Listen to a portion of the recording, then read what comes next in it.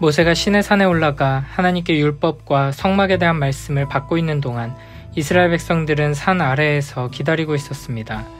그러나 그들은 모세가 산에서 내려올 때까지 기다리지 못하고 조급한 마음에 아론에게 몰려가 우리를 위하여 우리를 인도할 신을 만들라고 요청합니다. 이에 아론은 이스라엘 백성들에게서 금고리를 모아 송아지 형상을 만들고 이스라엘 백성은 그 우상 앞에 절하게 됩니다. 1절부터 6절 말씀입니다. 백성이 모세가 산에서 내려옴이 더딤을 보고 모여 백성이 아론에게 이르러 말하되 일어나라 우리를 위하여 우리를 인도할 신을 만들라. 이 모세 곧 우리를 애굽 땅에서 인도하여 낸 사람은 어찌 되었는지 알지 못함이니라. 아론이 그들에게 이르되 너희의 아내와 자녀의 귀에서 금고리를 빼어 내게로 가져오라. 모든 백성이 그 귀에서 금고리를 빼어 아론에게로 가져가매 아론이 그들의 손에서 금고리를 받아 부어서 조각칼로 새겨 송아지 형상을 만드니 그들이 말하되 이스라엘아 이는 너희를 애굽 땅에서 인도하여 낸 너희의 신이로다 하는지라. 아론이 보고 그 앞에 제단을 쌓고 이에 아론이 공포하여 이르되 내일은 여호와의 절일이니라 하니 이튿날에 그들이 일찍이 일어나 번제를 드리며 화목제를 드리고 백성이 앉아서 먹고 마시며 일어나서 뛰놀더라. 아멘. 이스라엘 백성들은 하나님을 신뢰하지 못했습니다. 하나님의 때를 기다리며 인내했어야 하는데 그러지 못했습니다. 우리는 하나님의 때는 늦지도 않고 이르지도 않다는 것을 항상 기억해야 합니다. 하나님은 결코 실수하지 않으시고 가장 좋은 때에 가장 좋은 방법으로 약속을 이루어 주시는 분이십니다. 그러므로 우리가 함부로 우리의 기준으로 너무 이르다거나 너무 더디다고 판단해서는 안 됩니다. 하나님께서 기다리라고 하셨으면 아무리 시간이 오래 걸리더라도 기다리는 것이 지혜이며 믿음입니다. 1절에서 이스라엘 백성들은 아론에게 몰려와 말하면서 모세를 이 모세라고 부르는데 이는 모세를 무시하며 낮춰 부르는 표현입니다. 게다가 모세를 향해 우리를 애굽 땅에서 인도하여 낸 사람이라고 말합니다. 이는 앞서 20장 2절에서 하나님께서 나는 너를 애굽 땅 종되었던 집에서 인도하여 낸 내 하나님 여호와니라 라고 하신 말씀을 비꼬며 뒤집는 표현입니다. 이렇게 이스라엘 백성들은 하나님과 언약을 맺고 하나님께 십계명을 받고 그 말씀대로 순종하겠다고 다짐하자마자 하나님을 배반하며 대적하는 모습을 보이는 것입니다. 게다가 앞서 광야에서 이스라엘 백성들이 불평과 불만에 가득 차 하나님을 대적할 때 모세는 그들을 격려하며 고치려고 노력하고 하나님께 엎드려 도움을 구했습니다. 하지만 지금 아론은 그들의 불신앙과 불순종에 악한 행동에 함께 휩쓸려 우상을 만들고 있습니다. 무엇보다 이스라엘 백성들은 이 계명을 정면으로 거슬렀습니다. 하나님께서는 분명 10계명의 두 번째 계명에서 너를 위하여 새긴 우상을 만들지 말라고 말씀하셨습니다. 이스라엘 백성들은 이 10계명의 말씀을 직접 하나님께 들었습니다. 두 번째 계명에서 중요한 것은 하나님을 형상으로 표현해서 예배하면 안 된다는 것과 너를 위해 해서는 안 된다는 것입니다. 이스라엘 백성들은 이 두 가지 경고를 모두 무시하며 심각한 우상 숭배의 죄를 저지른 것입니다. 지금 이스라엘 백성들은 더 이상 여호와 하나님을 신뢰할 수 없다며 다른 송아지 신을 섬기겠다고 선언한 것이 아닙니다. 우리를 구원하시고 인도하신 여호와 하나님은 눈에 보이지 않으시는 분이시고 하나님을 대신해 우리를 이끌던 모세가 산 위에 올라가 계속 내려오지 않고 있으니 우리를 인도할 여호와 하나님을 볼 수 있는 형상으로 우리 앞에 가져다 놓으라고 요구하는 것입니다. 그래서 4절에서는 금으로 송아지 형상을 만들어 놓고 이스라엘아 이는 너희를 애굽 땅에서 인도하여 낸 너희의 신이로다 라고 말하는 것입니다. 금송아지 앞에 절하며 여호와 하나님을 예배한 것입니다.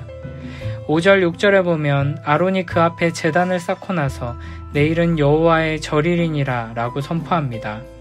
금송아지 신의 절일이 아니라 여호와의 절일이라 선포하고 나서 여호와 하나님께 번제를 드리며 화목제를 드리고 백성이 앉아서 먹고 마십니다. 이와 같은 모습은 하나님께서 모세와 이스라엘의 지도자들을 하나님께로 부르셨을 때의 모습과 동일합니다. 그러나 여기 한 가지가 더 추가되어 있습니다. 바로 일어나서 뛰놀았다 하는 것입니다. 이 표현은 매우 음란한 성적인 행위가 일어났음을 암시합니다. 마치 이방신전에서 이방신을 향해 제사를 드릴 때 온갖 음란한 성적 행위들이 동반되었던 것과 같이 이스라엘 백성들도 금송아지 앞에서 여호와 하나님을 예배한다고 하면서 이런 끔찍한 일을 벌인 것입니다. 지금 하나님께서는 모세를 시내산 꼭대기로 부르셔서 그곳에서 모세에게 하나님께서 임재하실 거룩한 성막에 대해 말씀하시는 중입니다. 이 시내산은 곧 지어질 성막과 같이 삼중구조로 되어 있습니다. 성막은 지성소, 성소, 뜰로 구성되어 있고 시내산은 하나님께서 임재해 계시는 꼭대기와 지도자들이 올라갈 수 있었던 중턱과 백성들이 기다리는 산 아래로 구성되어 있습니다. 이와 같은 삼중구조는 에덴 동산에서도 발견할 수 있는 것입니다. 그런데 이스라엘 백성들은 하나님과 언약을 맺고 하나님의 말씀대로 따르겠다고 다짐한 뒤 여호와 하나님께서 임재하신 성막의 뜰과 같은 산 아래에서 중보자가 지성소 안에서 하나님을 만나고 있는 바로 그 시간에 방금 전에 맺은 언약을 깨트리고 계명을 어기며 우상을 만들어 섬기는 죄를 짓고 있는 것입니다. 이것이 바로 인간의 죄악된 본성의 적나라한 현실입니다.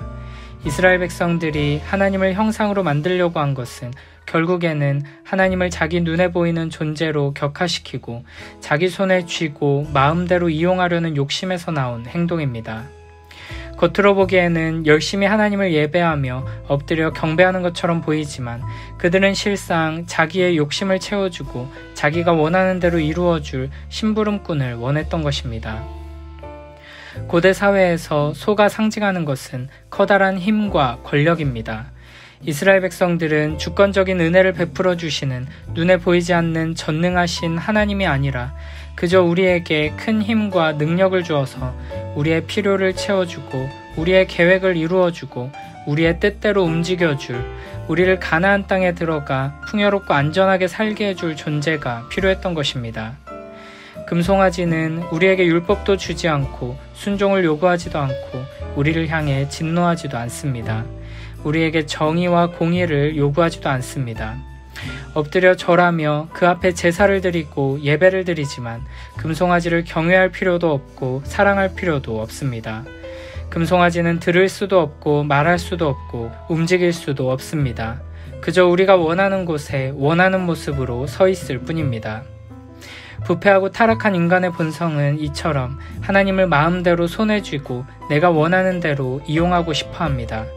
눈에 보이지 않는 하나님께서 우리에게 명령하시는 것은 불편해하고 내 뜻이 아니라 하나님의 뜻대로 일하시는 것을 싫어합니다. 혹시 우리 안에 하나님을 예배하며 예수 그리스도를 찬양한다고 말은 하지만 하나님께서 내가 정한 대로 따라와 주시고 내가 앞장서 가는 대로 따라오며 도와주시기를 바라는 교만하고 악한 마음이 있는 것은 아닌지를 돌아봐야 할 것입니다.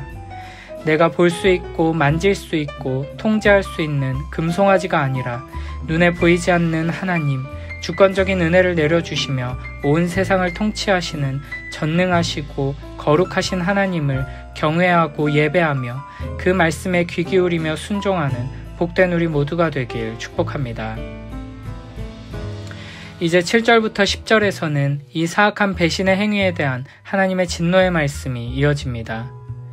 여호와께서 모세에게 이르시되 너는 내려가라. 내가 애굽 땅에서 인도하여 낸 내 백성이 부패하였도다. 그들이 내가 그들에게 명령한 길을 속히 떠나 자기를 위하여 송아지를 부어 만들고 그것을 예배하며 그것에게 제물을 드리며 말하기를 이스라엘아 이는 너희를 애굽 땅에서 인도하여 낸 너희 신이라 하였도다. 여호와께서 또 모세에게 이르시되 내가 이 백성을 보니 목이 뻣뻣한 백성이로다.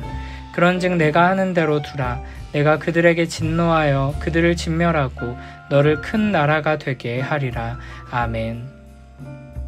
7절에서 하나님께서는 모세에게 내가 애굽 땅에서 인도하여 낸 내 백성이 부패하였다고 말씀하십니다. 이는 1절에서 이스라엘 백성들이 모세를 향해 우리를 애굽 땅에서 인도하여 낸 사람이라고 부른 것에 대한 하나님의 반응입니다.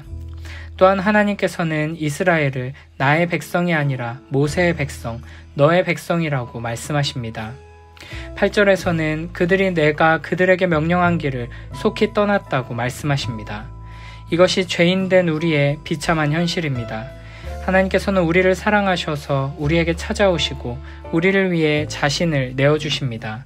그러나 어리석은 죄인들은 자기를 위해 우상을 만들고 자기를 위해 만든 우상 앞에 엎드립니다. 하나님의 은혜와 사랑에 감사하며 감격하다가도 순식간에 그 생명의 길에서 떠나 악한 길로 나아가는 것이 우리의 모습입니다. 9절에서는 이 백성을 보니 목이 뻣뻣한 백성이로다 라고 말씀하십니다. 하나님 앞에 겸손히 엎드리지 않고 끝까지 자기 뜻을 굽히지 않는 교만하고 완악한 존재라는 것입니다. 그래서 하나님께서는 이스라엘에게 진노하여 그들을 진멸하고 모세를 통해 새롭게 다시 시작하겠다고 말씀하십니다. 10절에서 너를 큰 나라가 되게 하리라 라는 말씀은 하나님께서 아브라함에게 약속을 주신 이후로 지금까지 끌고 오셨던 모든 구원의 역사를 여기에서 중단하고 모세를 믿음의 조상으로 해서 새로운 구속사를 열어나가시겠다는 말씀입니다. 이에 모세는 하나님께 이스라엘을 위한 중보의 기도를 드립니다. 이제 모세는 총 3번에 걸친 중보 기도를 올려드리게 됩니다. 그 중에 첫 번째 중보가 11절부터 14절에 등장합니다. 모세가 그의 하나님 여호와께 구하여 이르되 여호와여 어찌하여 그 큰 권능과 강한 손으로 애굽 땅에서 인도하여 내신 주의 백성에게 진노하시나이까. 어찌하여 애굽 사람들이 이르기를 여호와가 자기의 백성을 산에서 죽이고 지면에서 진멸하려는 악한 의도로 인도하여 내었다고 말하게 하시려 하나이까. 주의 맹렬한 노를 그치시고 뜻을 돌이키사 주의 백성에게 이 화를 내리지 마옵소서. 주의 종 아브라함과 이삭과 이스라엘을 기억하소서. 주께서 그들을 위하여 주를 가리켜 맹세하여 이르시기를 내가 너희의 자손을 하늘의 별처럼 많게 하고 내가 허락한 이 온 땅을 너희의 자손에게 주어 영원한 기업이 되게 하리라 하셨나이다.